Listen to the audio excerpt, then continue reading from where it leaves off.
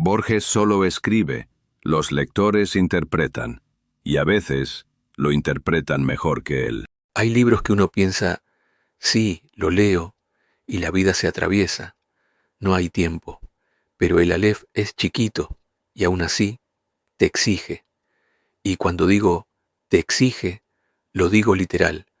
Hay momentos en que sientes que no entendiste, no porque te falte capacidad, sino porque Borges juega con cosas que se te escapan. Borges hace referencias todo el tiempo, nombres, citas, libros, datos, y tú no sabes si eso es real o si es un invento elegante, y esa confusión no es un defecto, es parte del efecto.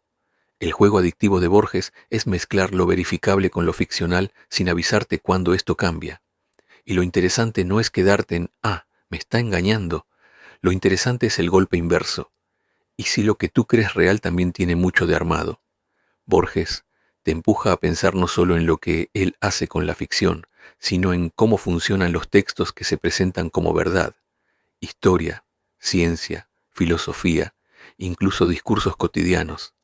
Esos textos no se anuncian como ficción, y sin embargo también tienen selección, recorte, énfasis, operaciones, a veces hasta manipulación, pero no se nota, porque el formato serio protege el contenido, lo hace real, y ahí Borges introduce algo más raro, la vida como un sueño que se sueña solo, sin un yo detrás. Piensas, imaginas, sientes, pero no siempre hay alguien en casa sosteniendo ese cúmulo de cosas.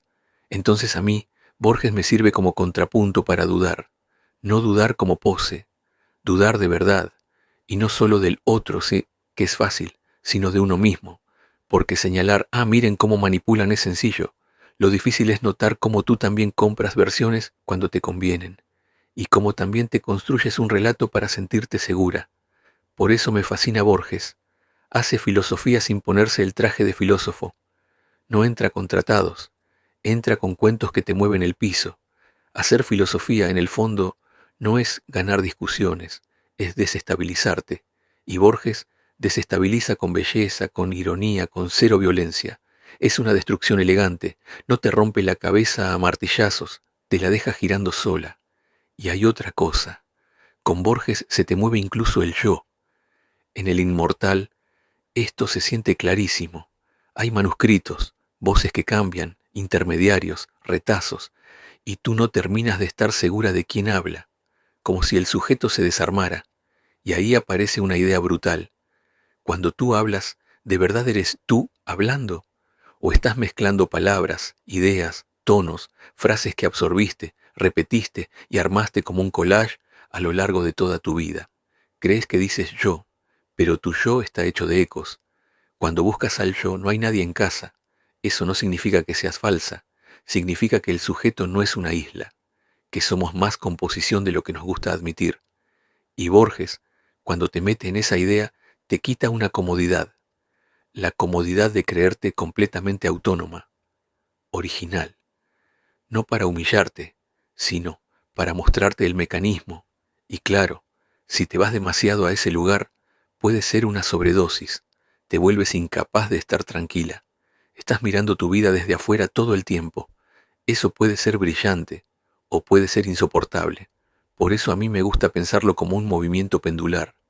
A veces necesitas desarmarte, a veces necesitas agarrarte de algo, a veces necesitas vivir sin analizarlo todo, y a veces necesitas volver a preguntar, ¿qué estoy haciendo? Para no vivir en automático. Con el Aleph, yo me quedo con 5 cuentos como columna vertebral. La casa de Asterión, Emma Suns, el Zahir, el Inmortal y el Aleph, que son como 5 puertas distintas al mismo universo. La casa de Asterión, este cuento es mínimo, una página, pero te deja una vuelta en la cabeza. Borges toma el mito del Minotauro y lo cuenta al revés. En lugar del monstruo feroz encerrado en un laberinto, te lo muestra como alguien sufriente, no como bestia, sino como un ser solo, raro, que no encaja. Y lo más duro es que el laberinto deja de ser una cárcel y se vuelve una elección. Asterión podría salir, pero se queda, y la gente que entra no aparece como víctima en el sentido simple. Él los abraza y se le mueren, no porque quiera matar, sino porque su intensidad no cabe en el mundo de los otros. Y al final, lo que el mito te vendía como el héroe liberador aparece con otro filo. El liberador es también el que viene a terminar con él. Y Asterión, en el fondo, estaba esperando eso, un redentor que lo saque de sí mismo. A mí esto me parece el uso más potente de la literatura. Te quiebra el sentido común sin cambiar los elementos objetivos. Misma historia, otro ángulo, otra motivación, otra lectura. Y de repente, el monstruo ya no está tan lejos, porque el cuento te insinúa. La monstruosidad muchas veces es una etiqueta externa. Lo híbrido siempre se leyó como monstruo, pero si lo miras bien, la pureza es un cuento que nos contamos para sentir control. Emma Suns. Este cuento ya es directamente un golpe. Emma tiene 19 años, recibe una carta. Su padre se suicidó lejos y ella se queda con una idea fija. Su padre fue injustamente acusado por el dueño de una fábrica, Lowenthal, y arruinado por él. Entonces decide vengarlo, y Borges hace que el plan de Emma sea escalofriantemente preciso. Ella necesita que su historia sea creíble por dentro, no necesariamente exacta por fuera. Va al puerto, se acuesta con un marinero, no como placer, sino como paso necesario. Vuelve, visita a Lowenthal con una excusa, lo mata, y luego llama a la policía para decir, me violó, me defendí. Y la gente le cree. La frase clave es brutal. La historia era increíble, pero se impuso, porque sustancialmente era cierta.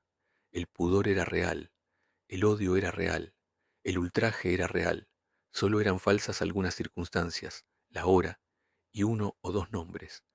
Y ahí Borges te abre una pregunta peligrosa. ¿Cuántas veces una versión se acepta no por exactitud, sino porque suena verdadera en lo que emocionalmente importa? ¿Cuántas veces la gente cree lo que cree porque le conviene?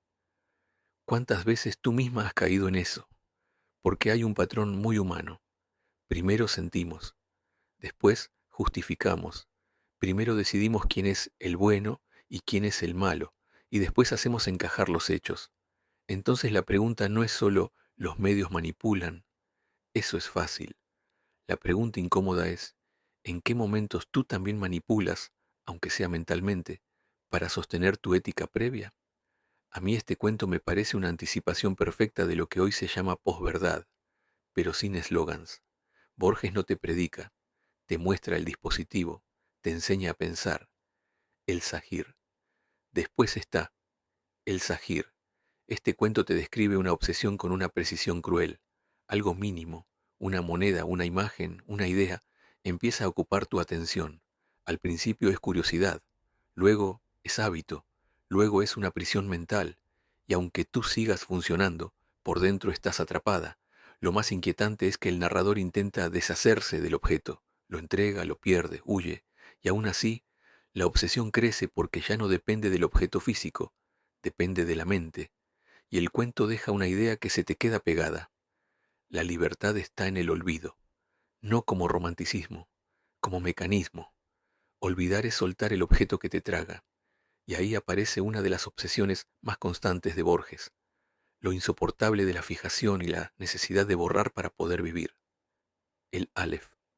Ahora sí, el corazón del libro, el Aleph. El cuento empieza con algo simple y humano, una pérdida. Muere Beatriz Viterbo, y el narrador vuelve año tras año a esa casa, no solo por cortesía, por fijación, por duelo, por el amor que no se consumó y queda como una presencia rara. En esa casa está Carlos Daneri, primo de Beatriz, personaje grandilocuente, torpe, muy seguro de su propio talento.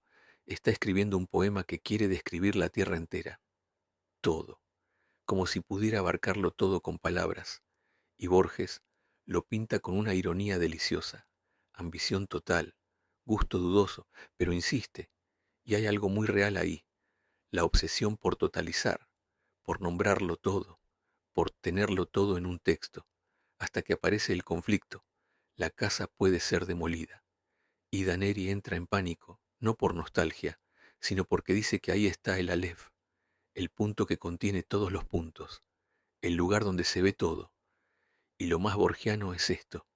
Ese absoluto no está en un templo, ni en un muro sagrado, ni en una montaña mística. Está en una casa común, en un sótano, en un escalón específico, como si Borges dijera, lo descomunal está a la vuelta de la esquina, tan cerca que no lo ves. Daneri cuenta que lo vio de niño, casi por accidente, y que desde entonces intenta describirlo. Y ahí aparece lo desesperante, la imposibilidad de narrar lo que se vio, porque el lenguaje es lineal, va una cosa detrás de otra, y el Aleph es todo a la vez. Entonces Borges hace lo único que puede hacer, enumerar, tirarte imágenes una tras otra, como si el texto intentara imitar el exceso, ver el mundo entero sin disminución, cada cosa en todas sus caras, en todas sus variantes, en todos sus tiempos. Me gusta pensarlo así. Lo que la eternidad hace con el tiempo, juntar todos los tiempos, el Aleph lo hace con el espacio, juntar todos los puntos en uno. Y ahí se abre la pregunta simple, humana. ¿Qué haces después de ver eso? ¿Te destruye? ¿Te ilumina? ¿Te obsesiona? ¿Te obliga a escribir? ¿Te obliga a olvidar? Y el cuento se vuelve todavía más humano. Debajo de la metafísica hay celos, hay envidia, hay mezquindad. Borges odia a Daneri, lo envidia. No quiere que ese tipo tenga el Aleph, y el narrador lo admite con una honestidad incómoda, porque Borges nunca es puro, nunca es un mensaje elevado, te muestra el absoluto y al mismo tiempo te muestra la pequeñez humana que lo rodea, como diciendo, incluso si existiera un punto donde está todo, igual seguiríamos siendo nosotros. Y al final, el cuento deja una frase silenciosa, la memoria es porosa, se olvida, se erosiona, incluso el rostro de Beatriz se va borrando, y ese detalle es devastador. Puedes ver el todo, y aún así, lo que más te importa se te pierde, el inmortal. Y el inmortal cierra el otro gran polo de Borges, la muerte, la finitud y el deseo imposible de escapar de eso. El cuento te lleva a una idea que, si la miras bien, es tristísima. Si fueras inmortal, en algún punto todo te daría igual, porque si el tiempo no se termina, todo se vuelve posponible, la ética se afloja, la urgencia desaparece, la diferencia entre importa y no importa se disuelve. Los inmortales del cuento aparecen casi como una tribu de indiferentes, ya nada los mueve, y Borges se burla, con elegancia, de esa fantasía humana de vivir para siempre, porque no pensamos el costo existencial de eso. Y lo más borgiano es el giro. Si existe un agua que te vuelve inmortal, en algún momento también podrías encontrar un agua que te devuelva a la mortalidad, como si la salida, paradójicamente, fuera regresar al límite. En el fondo, estas historias orbitan dos obsesiones, el todo y la muerte.